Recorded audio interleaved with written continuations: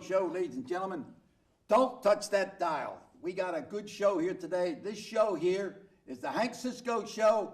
There's no nudity, there's no profanity. It's all good, hard-hitting stuff, okay? And we're going to talk about immigration here in Norristown, about different nationalities moving in and out, you know. And I can talk a little bit about that later. But our guest today, I flew him in all the way in from Philadelphia, from the University of Pennsylvania.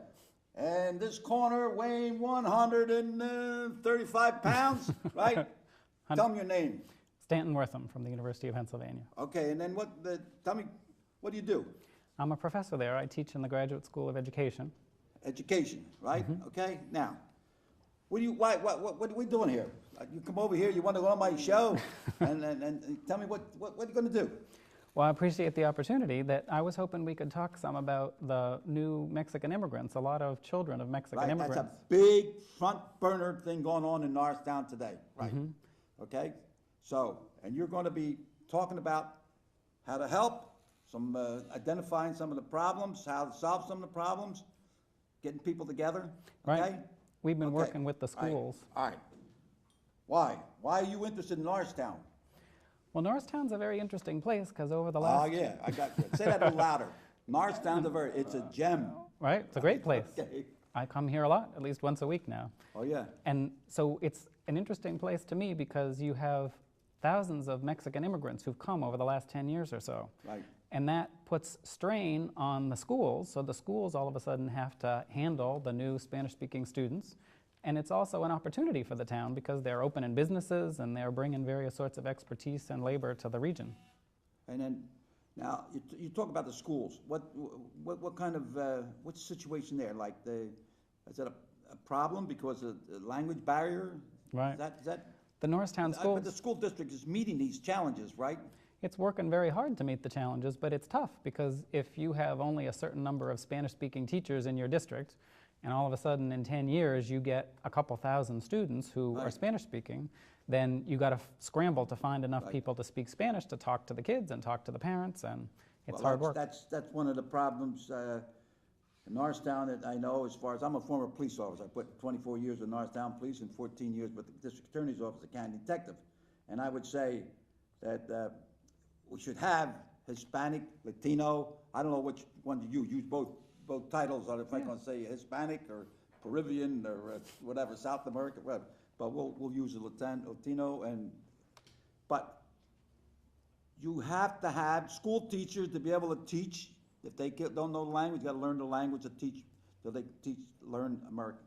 I think we should have Hispanic police officers on the police department to be able to communicate. I know myself, when I was a policeman in Norristown, the east end of town was predominantly Italian, and there would be a family disturbance, and I would get down there, and they'd be hollering, fighting, screaming at each other, and piano, aspetta, you know, and I talk a little Italian, and they calm down, and keep your voice down low, and so this is what we need, and then there's problems, you know.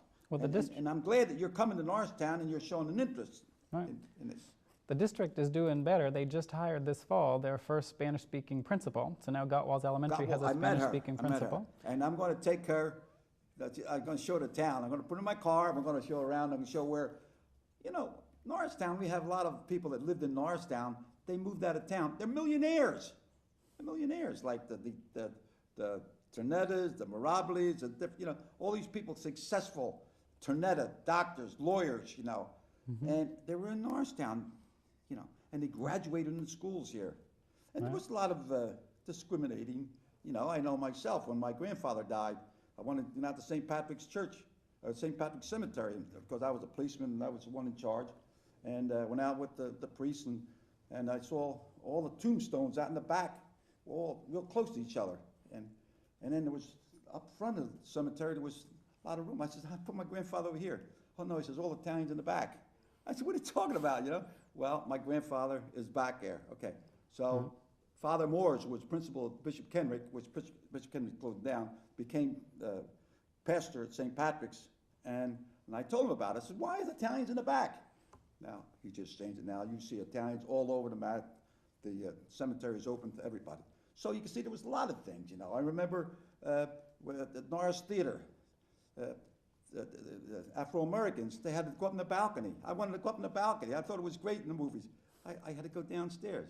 And then they had a skating rink on Ridge Pike, where Afro-Americans, on Thursday night, the only time they could go skate.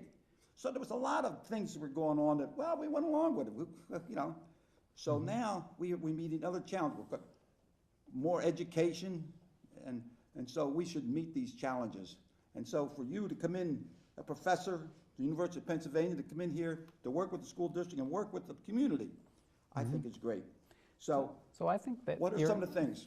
Your story about the Italians and the discrimination that Italians used to face is an interesting one, because I think that actually, in fact, we were interviewing an Italian man a year or two ago, and one thing he said to us was he bets that in 30 years or 40 years that Mexicans are going to be sort of like the Italians now. They'll be business owners, they'll be employing people, they'll be successful, and a lot of the big restaurants and things will be owned by Mexicans. And I really think that's true, because I see a lot of Mexican entrepreneurs who are already open to businesses, and give them 10 or 20 years, and I bet a lot of those folks are going to do pretty well. Right. Well, I mean, now down in the east end of Norristown. Now, when I take the principal to Norristown, I'm going to show it down the east end of Norristown, where it was like it was Irish. You know, I talked to my Irish friends when I became an adult. Oh, my grandfather lived down on Moore Street or Arch Street. I said, what? You were Irish and you were down? Oh yeah. But then the Irish were there. Then they moved west in Norristown, and the Italians stay there. Now it's Puerto Rican, it's Afro-American, changed, so things are changing all over town, see? So the Mexicans and whoever, Hispanic, are facing the same challenges, same thing. The Irish, they had it tough years ago too. I read a book, there's a book about an Irish church in Philadelphia and what they went through. So everybody goes through it, and we're through it right now. So, and we're meeting the challenges. Right. So, all right, what else we got here? So schools are really important. So for a new group like the Mexican immigrants, for them to succeed, for them to be able to start businesses and create jobs and do well, that their kids need to be able to go to school and get good educations. And thankfully, kids learn languages pretty quickly. And so the kids pick up English, and the kids are able to do well in school. But the schools have a challenge, because they have to be able to meet the needs of the students, especially when they first come, when their English is just developing. And that's where the school district has worked really hard. And as I say, they're recruiting new Spanish-speaking administrators and teachers. But of course, everybody else, lots of other towns around here want those Spanish-speaking teachers and administrators too. So it's a challenge for the district to attract and retain the best people. And that's why we've been working with them. Some of the students from Penn and I have come in, and we've helped them build resource rooms where Spanish-speaking parents can come to school one day a week and find Spanish-speaking people there. Tell me more about that now. So it's a room where if you have a child in an elementary school at Gottwalls or Marshall Street or Cole Manor, that you're told that one day a week, say Wednesdays at 4, there'll be Spanish-speaking teachers available to you, and you can bring your child, and a teacher will sit down with you and kind of model how to help your kid do homework. Because the teacher speaks Spanish, the teacher can help you figure out how to do that. And the district does provide homework translations and things if parents need them. And that way the parent gets a little bit of experience in how do I help my kid with his math homework. And that sort of a resource room also provides, they have talks, so that, say the curriculum supervisor in math for the district would come in once every year or two to that room and talk to the parents about what's our math curriculum, what are we trying to do with your children, and that way the parents feel more connected to the schools. They feel like they can work with the schools and help their kids. And well, how about the community? How about the town? My sense is, Norristown, how are they accepting you? I mean, Norristown has been great to me, that everybody here has been very pleasant. That my sense is that Norristown, I have lots of colleagues who do research in towns like Norristown around the country, because Mexicans have moved to places like Norristown in the last 10 or 15 years all over the country. I did some work in Maine. There are lots of Mexican immigrants in Maine. Oh, yeah. There are Mexican immigrants in Georgia, North Carolina, Nebraska, Iowa, Oklahoma, Arkansas. And when I talk to my colleagues who do research in these places in other parts of the country, most people have more ugly stories, less pleasant stories to tell than what I see in Norristown. I think Norristown is a somewhat friendlier place to immigrants. And my theory is that it's because lots of people who live in Norristown or who now own businesses and property in Norristown, either they were immigrants or their parents were immigrants. And so when they see these Mexicans coming, they can kind of remember back to when their parents used to go through, like you said, similar stuff. And so it's not like everybody's friendly. Some people really don't like the immigrants. Some people say nasty things. But my sense is that in Norristown, you're more likely to find people who are here, residents here, who are friendlier, who are a little more welcoming, and they're willing to give the Mexicans a chance. And when they see that they're church-going people, they're family-centered people, they open businesses, they work hard, they're more willing to give them a shot, you know? Maybe there's a lot of jobs around here that they do that nobody else wants to do. I think they so. appreciate good labor. Right. People do, when we talk to business owners, they say that Mexicans really do work hard and that they appreciate the fact that people show up and that they do their job well. What are the Mexicans like now? Are they what's the background like? The religious? What? It's, Mexico's a big place, so there are lots of different kinds of people there, but most of the people who've been moving here are people from the central part of Mexico, and they tend to be working class people from the center of Mexico, some from Puebla, they call themselves Poblanos, which is near Mexico City, some people from Mexico City itself, and some from other states that are nearby. And in general, Mexican people from those backgrounds tend to be pretty religious. They tend to be Catholic. About 80% of Mexicans are Catholic. Yeah, but they're jumping over. I see that a lot of, what they call it, the preachers that preach, and they see thousands and thousands of people. So they're starting to, I understand that quite a few are Catholics here in the Norristown, the Mexican Catholics, there's a church that just opened up, I don't know, in the western part of Norristown. Right. Not in Norristown, but out someplace, and there's a lot of them are joining, So I guess, I guess TV has a lot to do with it too, That's like Americans too, that a lot of Protestant denominations are proselytizing Catholics pretty heavily. And so you're right, I think that about 20% of Mexicans are now Protestant of one kind or another. And that number has grown dramatically in the last few years. Yeah. So that's going on here too, that Mexicans are also very family-centered people, that to them family is kind of like Italians, that family is really crucial, and mothers are very important as sort of the center of the family, and that children are very attached to their mothers and they feel obligations to be, respectful of their mothers. And another thing about Mexicans that's important in the schools is that they really want to raise their children to be good, moral, respectful people. Yeah. And so the people in the schools that I speak with, the principals and things, will say that if a Mexican kid does something wrong, I call the parents, they talk to the kid, and that's it. He never does it again, because the parents take very seriously that that's their job. And so they discipline their kids. Right. In Italian they call it buffats. Buffats is a backhand. I don't know what to tell you, story. My father was a shoemaker. From Sicily. My father and mother in Sicily, born in Sicily, moved to Brooklyn. I was born in and then 7 other children in the family all born in Norristown. I'm the only one in Brooklyn. But I guess I was 6 or 7 years old, and one day I wanted to get my father's attention. I says, hey. So my father gets up right close to me, boom, gives me what you call a buffats, backhand, But, I'm only about 7 or so. Pop, what you hit me for? He says, you don't say hey to me. I'm your father. You say pop. You say dad. You understand? Okay? And you say Mr. and Mrs. With the adults. You understand? You got to respect, So what do you give a buffats, see? But then if I did something more serious, then you give me what they call a cinquanta jingo. In Italian, cinquanta jingo means 55. So it's 5 this way and 5 that way, So, and then, and we had a nun. I went to Catholic school, public schools, and I think the comedian says, Sister Mary, perpetual pain. That's right. I mean, every time she could buy, boom, she'd hit, So every time we go by her, we would bless ourselves. So our hands would be up high, you know what I mean? like Muhammad Ali, boom, boom, boom, But with respect, we respect my father, respect for the mother and father, for the family, and my father's shoemaker shop, and we always said the customer was always right. So I had that feeling. And I find when I was shining shoes in my father's shoe shop, and I had this Afro-American, Robert Perry. He was from Saluda, South Carolina. And he didn't do a good job on his shoes, but he would say, yes, sir, okay. And he'd help the guy down, and he'd get a brush, and he was getting bigger tips. And he was doing a lousy shoe shine. I was getting a good shoe shine, but I wasn't giving that extra flair.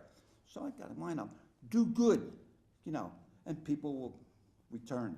So I find, okay, now, yes, sir, you got to bob and weave in this business, right? Yeah, well, I would say that if most of the Mexican folks in town, most of the parents, if you ask them what's the one most important thing you want your kid to be when they grow up, they would probably say respectful. They would say they want their children to know how to treat people properly and how to be respectful. And of course, they want them to be smart and learn a lot and do well in school, but they're really focused on moral education. Right. And that's a place where the schools can really be a partner, because of course the teachers want that too. And a lot of teachers and administrators we've spoken with here in Norristown say that they're really happy to have the parents as partners, because when Mexican parents are asked to help with their kids, that they're always right there to help with the moral education of the kids. Right.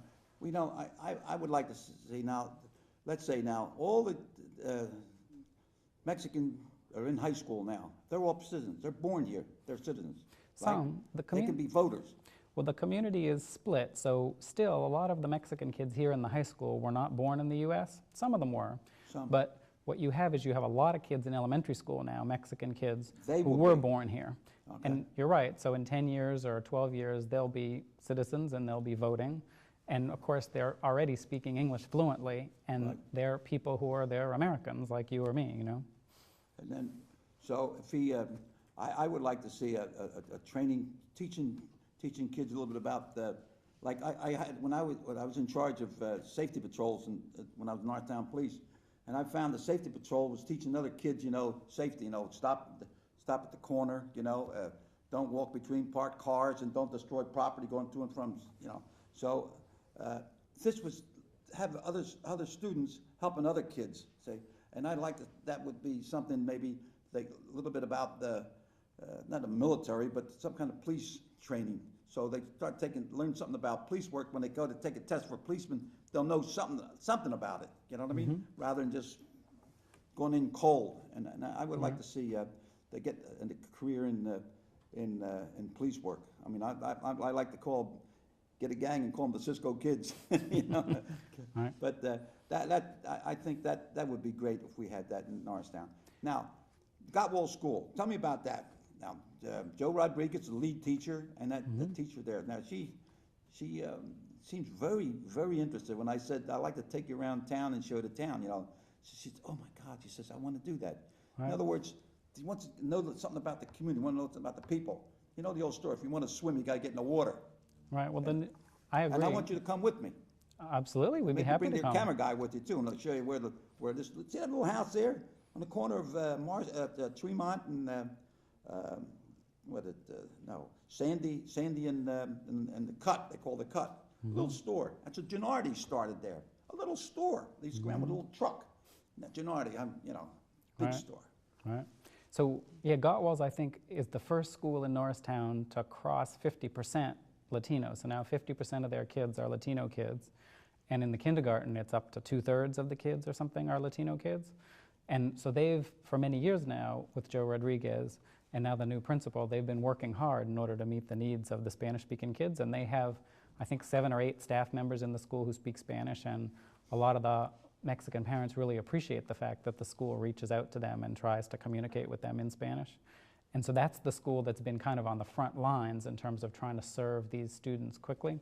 But as I say, what happens is that if a child arrives here at age 4 or age 5 from Mexico, doesn't speak much English, then it takes a couple of years, but after a few years, that child is speaking perfectly good English. The school district doesn't have to give extra ESL services or something. That student's just in with everybody else and now can move forward in the system. And the change in the community that's happened in Norristown over the last 10 years is, 10 years ago, most of the children arriving to Norristown schools from Mexico were 10 years old or 12 years old or 14 years old. There were a lot of older kids who came straight from Mexico.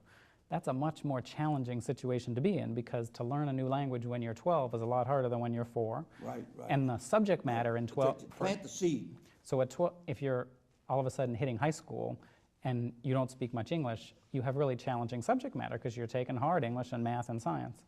Whereas if you're in elementary school, the subject matter is a little easier. So 10 years ago, a lot of the Spanish-speaking kids, they couldn't have become police officers or teachers because it was a real struggle to get through high school because of the language barrier and the fact that they came kind of old later in their development.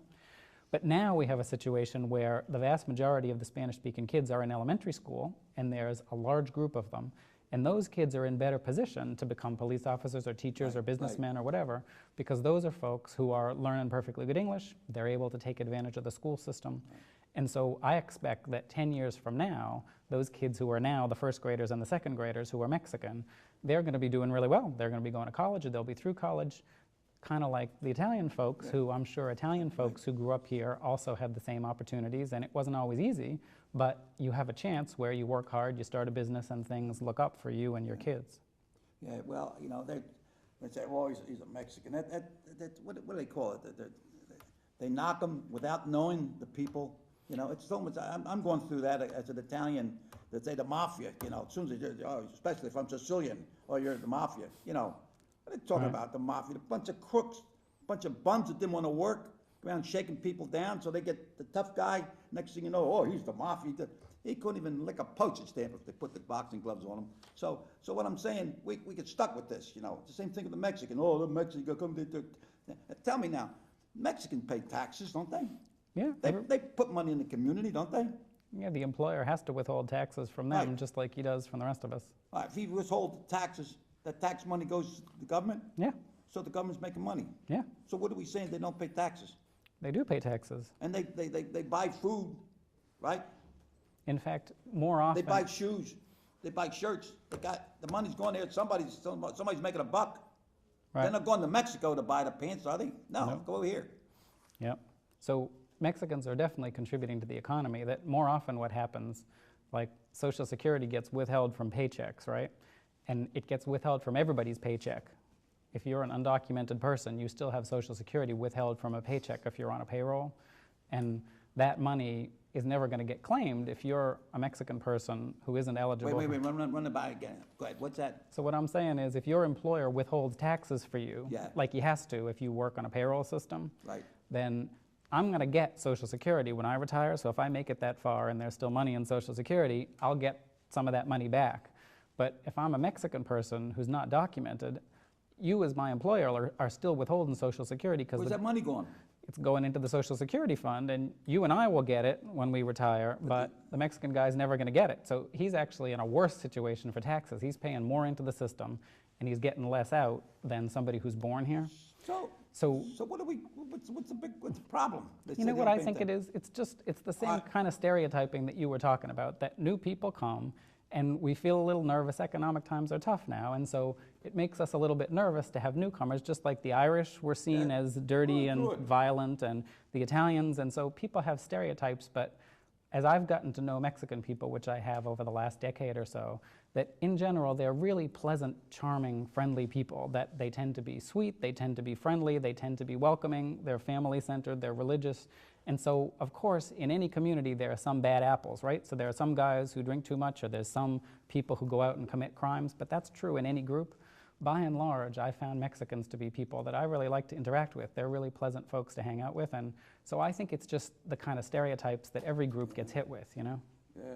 You know, when I refereed fights down at the Spectrum, and there would be a Mexican fighter, you know, in this corner, and a guy from Philadelphia, you know, and that's the guy, he don't have like, he didn't have a towel around his neck like like Mike Tyson, you know, just a towel around his neck, and then in this corner from Mexico, boo, you know, because you have Philadelphia, you know. So then they say, and judging John Jones, and judging Joe, and referee, and this Mexican guy would be waiting there with his gloves, waiting for the bell to ring, looking like that, and then say, and referee Hank Cisco, you know, oh, the guy looks, hey, Paisan, you know. So it's always that closeness that I try to get the community to respect each other. I guess that's the word for it, you know. Right. All right, what are you going to do? What are some of the programs you're going to do to help this situation? Well, it's not a battle. You're not. Nobody's opposing you or anything. It's something that making people aware. Right. So we started the resource rooms in some of the schools. What's that? We started the resource rooms for Spanish-speaking parents in some of the schools, as I I was telling you. We also helped start, there's a group now of Spanish-speaking parents in the school district, and they meet on a monthly basis to try to communicate with the school district. So somebody from the school district, the superintendent has been several times, and others from the school district come. And so if the Spanish-speaking parents have some questions or suggestions or concerns, the school district is trying to maintain an open line of communication with them. So that parent leadership group, they have a president, they elected a president, and they have a board of people from the immigrant community. So we helped start that group, and now that group is going on its own. We don't go anymore, now they run their own show there. We developed a movie that I know you saw, which is a movie that represents some of the perspectives of people, Spanish-speaking parents who have kids in Norristown schools. That movie was really made for the school district so that teachers, English-speaking teachers, could learn a little bit about what the parents thought. And now we're working on another movie where we're going to try to do a documentary on the Mexican immigrant community in Norristown to try to capture some of the struggles they're going through, the little triumphs that they've had, and some of their perspectives on life here. All right. Have you talked to anybody in council, Norristown? We haven't talked to city council people, no. I don't. Well, when we do the travel and everything, we'll talk to them, we'll interview and see what's what. How about the county commissioners? You know, see, we're the county seat, okay, and we got to take advantage of it. We want to make Norristown, you know. And I had 3 commissioners at one time or another, and they all called Norristown a gem. It's a gem between Gettysburg and Philadelphia. It's a stop there, you know. And so, and if we can get this like Marshall Street, developing Marshall Street, it's already developed, but you know, really make people aware of what's up there. And look, I was a good friend of Mayor Rizzo. Okay, in fact, I was one of his pallbearers. I was a good friend. I was a policeman in Norristown. He helped me with setting up a division and all. And he wanted me to run for mayor in Norristown. He was running, but he died in July the 16th. But he says, Cisco, he says, if you want to become mayor in Norristown, he says, you want to keep it safe and you want to keep it clean. Okay, so this is something, you know, I think we should get maybe show, if they feel the Mexicans are like visitors and they're imposing on us or something, that, you know, maybe let's say, let's get together, let's help clean up the town, let's help straighten up the town, let's do what's good, work with the social groups. What do you think? Yeah, I mean, I think that most Mexican folks here just want the same thing anybody else wants. They want to work and support their families, and they want to raise their kids and have their kids do better than them. That's really what they want. And I'm sure that people would be happy to chip in. They have soccer leagues that they've started that don't have just Mexican guys in them. They got guys from other backgrounds that go. And I also know some of the merchants, a lot of them are Mexican on Marshall Street, West Marshall Street, chipped in to help plant some trees and clean up the street. And if people invited the community more to contribute, I'm sure they'd be happy to. Yeah, you know what? Roosevelt Field is closed. You know, why can't we talk to council or so and have Sunday soccer? You know, here's a sport that you go out in the suburbs, you see these soccer moms. The fields are all full. Now, we got a stadium here. It's dead. I mean dead. It's nobody's there. So they got a beautiful track. Get some health club to get over there where people can walk around. They don't have to go out of town to walk in some path. Make it a walking path. Sunday soccer. It would be great for the community, and give an opportunity for these young guys with talent. You know, especially soccer. Oh my God! Everybody in the sisterhood. Girls play soccer. Boys play. So maybe that was something to work on. You know. The Roosevelt Field. There, you got the stadium. You got everything. Well, I know there's a local Mexican man who's started a soccer league here in town, and I think they play up near East Norton Middle School, and they have a league that's too full. They haven't got enough teams for all the guys who want to play because there isn't enough fields. That's the problem. Well, that's it. Now they got 1, 2, 3, 4. I think it's 4 or 5 baseball fields. Baseball's what, 2 or 3 months and it's done. And the soccer, you know, let's convert them. Use Roosevelt Field. You could convert some of these baseball fields into soccer. You know? Or they could stay baseball in the spring, but in the fall they could be soccer. And maybe then, if I'm going to look around. If she's got any that can fight a little bit, I'll be the manager. Make a couple bucks on the side. Well, you know, now we're going to wrap this up now. What do you think is the future? What can be done, and what do you think can come out of this, of what we're going to do here? Well, I'm optimistic about the future of Mexicans in America, because I think it's another wave of immigrants, just like Irish people, just like German people, just like Italian people, just like people from Asia who have come here and worked hard and start at the bottom, but worked their way up. And so I think in a generation or two, you're going to have lots of Mexican-American people who are going to be business owners and landowners and contribute into the economy in various ways. All right. And I think that the schools play a crucial role because those kids, in order to have those opportunities, they got to be able to do well in school and go to college. Right. And that's where the school district is working hard, but it's a challenge to try to meet all the But the needs. superintendent of schools is 100% working along with it. Absolutely, yeah. She's great. She's okay? completely behind I it. know, I talked to her, we're gonna get together on a couple programs, you know. Mm-hmm. So, let's, Hala Zulu, in Italian Yes. says, Hala Zulu means to your health, okay?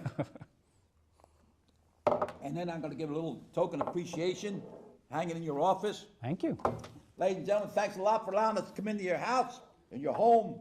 And until we meet again, keep bobbing and weaving, and God bless each and every one of you, okay? I'll salute, Thank you. right? And away we go, baby.